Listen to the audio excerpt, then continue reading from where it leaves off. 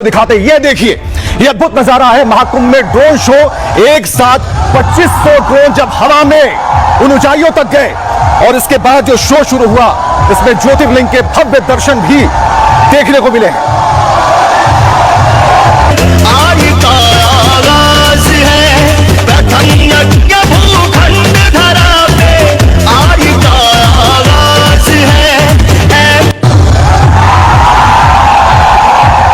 तो यही प्रयागराज है, यही प्रयागराज है। अब तस्वीरें देखिए, योगी आदित्यनाथ महाकुंभ में मौजूद हैं और यहां पर संतों के साथ समागम चल रहा है, जिसकी तस्वीरें आप इस वक्त देख पा रहे हैं। योगी महासभा में सीएम योगी वहां पर उन्होंने महासभा में शिरकत की है, हिस्सा लिया है और उन्होंने पूजन किया है।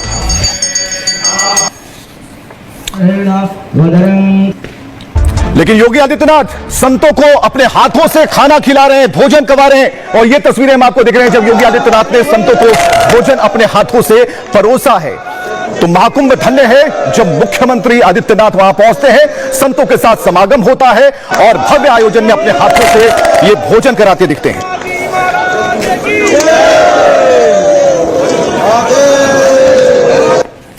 तो महाकुंभ में हर आम हर खास सब बराबर है और यहां पर अपर्णा यादव को आप देख पाएंगे, बीजेपी नेता जिन्होंने डुबकी लगाई है संगम में और आस्था की डुबकी और भगवान भास्कर को प्रणाम किया है, जिसकी तस्वीरें इस वक्त।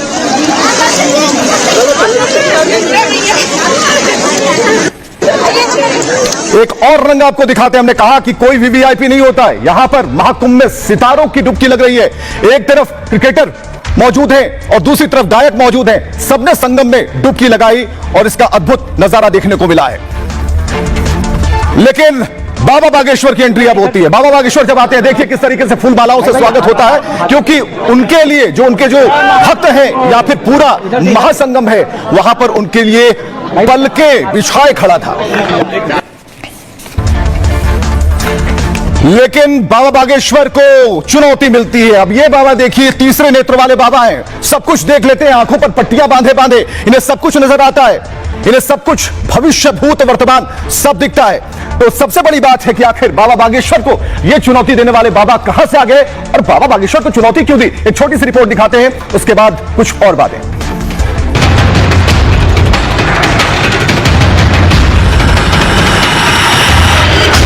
पर्ची जो भी बनाते हैं वो ट्रिक द्वारा बनाते हैं। मैं तो बात का चैलेंज भी कर सकता हूं, बाधा भी कर सकता हूं। महाकुंभ में बाबा बागेश्वर की एंट्री हो चुकी है, लेकिन बाबा बागेश्वर के आने से पहले ही महाकुंभ में एक नए बाबा और उनकी चुनौती से घमासान छुड़ गया। चमत्कारी शक्तियों का दावा करने वाले ये संत हैं तीसरी आंख वाले बाबा, जिन्होंने महाकुंभ से बागेश्वर सरकार को सीधी चुनौती दे दी है। पर्ची जो भी बनाते हैं वो ट्रिक द्वारा बनाते हैं। मैं तो बात का चैलेंज भी कर सकता हूं, बाधा भी कर सकता हूं। आप धीरेन्द्र कृष्ण शास्त्री को भी चैलेंज। वो मेरे सामने पर्ची नहीं बना सकते। अगर वो मेरे सामने पर्ची बना दे तो मैं कोई भी किसी भी प्रकार का दंड स्वीकार करने के लिए। तीसरी आंख वाले बाबा को कल तक ज्यादा लोग नहीं जानते थे, लेकिन अब उनके चमत्कार और चुनौती की हर जगह चर्चा है। बाबा ने ऐलान कर दिया है कि बागेश्वर महाराज को बेनकाब कर दूंगा। महाकुंभ पहुंचे बाबा बागेश्वर का स्वागत तो जोरदार हुआ, लेकिन अब सबको इंतजार है कि वो तीसरी आंख वाले बाबा की चुनौती का जवाब कैसे देते हैं। चुनौतियां दी जा रही है, लेकिन यहां देखिए तीसरे नेत्र वाले बाबा और बाबा बागेश्वर को चुनौती। लेकिन क्या करते हैं ये समझने की कोशिश कीजिएगा। आंखों पर पट्टियां होती हैं और उसके बाद सब कुछ बता डालते हैं। कोशिश करेंगे, देखूंगी आप बता देंगे, तो आप ऐसे पट्टी लगा लेंगे और आप बता देंगे मैं क्या लिख रही हूँ। ऐसा कोशिश करेंगे, देखूंगी आप बता देंगे। बताइए। तो आंखों पर पट्टियां बांधेंगे, सब कुछ बता देंगे, भूत वर्तमान भविष्य की पूरी गाथा सुना देंगे। त्रिनेत्र वाले बाबा, खुली चुनौती। लेकिन तीसरी आंख वाले बाबा का नाम क्या है आपको हम बताने जा रहे हैं। ये मध्य प्रदेश के शिवपुरी के प्रयागराज महाकुंभ से आए हैं। दूसरे संतों की तरह वो भी अमृत स्नान करने आए हैं। महाकुंभ मेला क्षेत्र में अन्य साधुओं की तरह ही रुके हुए हैं और भक्तों को चमत्कार दिखा रहे हैं। महाकुंभ में आए भक्तों को वो हमेशा साथ में काली स्लेट रखते हैं, सफेद चौक रखते हैं। भक्तों को स्लेट पर मन की बात लिखने के लिए कहते हैं और फिर स्लेट को सिर पर रगड़कर मन की बात बता देते हैं। बाबा बता देते हैं कि भक्त ने स्लेट पर क्या शब्द लिखा है। दावा है कि उन्होंने पूजा अर्चना से विशेष सिद्धियां प्राप्त की हैं और इसी सिद्धि के दम पर वो भक्तों के मन की बात को जान जाते हैं। तीसरे आंख वाले बाबा किसी भी धर्म में भेदभाव नहीं करते हैं। उनका कहना है कि अगर संत हैं तो धर्मों में अंतर नहीं करना चाहिए। तीसरी आंख वाले बाबा बाबा ने बाबा बागेश्वर को चुनौती दे दी। यहां पर कहा कि मेरे सामने धीरेन्द्र शास्त्री पर्ची नहीं बना पाएंगे।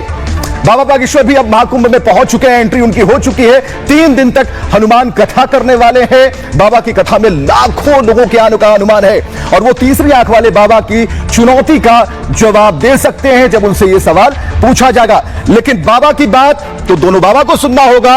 एक तरफ चुनौती पेश करने की बात कही जा रही है और एक तरफ बाबा बागेश्वर कहते हैं रियल नहीं, रियल पर भरोसा करना होगा।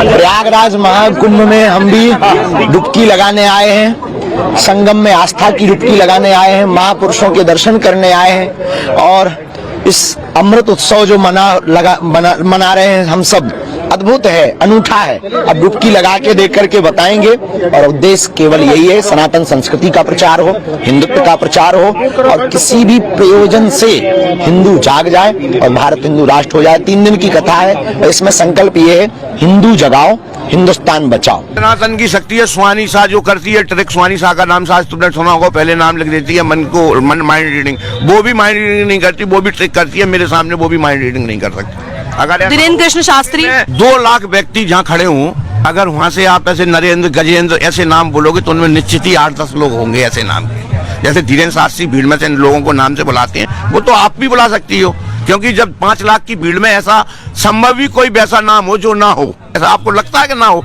ऐसे 2-3 खड़े हो गए तो हम बोल देंगे लाल दुपट्टा वाली बहन आ जा, तुमको नहीं बुलाया। तो ये ट्रिक है सर, क्योंकि इतनी लंबी भीड़ होती थी। अगर वो पहले से ऐसा जानते थे, जब उनके पास भीड़ नहीं लगती तब वो नाम से क्यों नहीं बुलाते थे? तो मतलब वो ट्रिक कर रहे हैं। जो मैं चैलेंज से कर सकता हूँ। तो महाकुंभ की जुड़ी एक और तस्वीर आपको दिखाते हैं, एक्ट्रेस ममता कुलकर्णी की, जो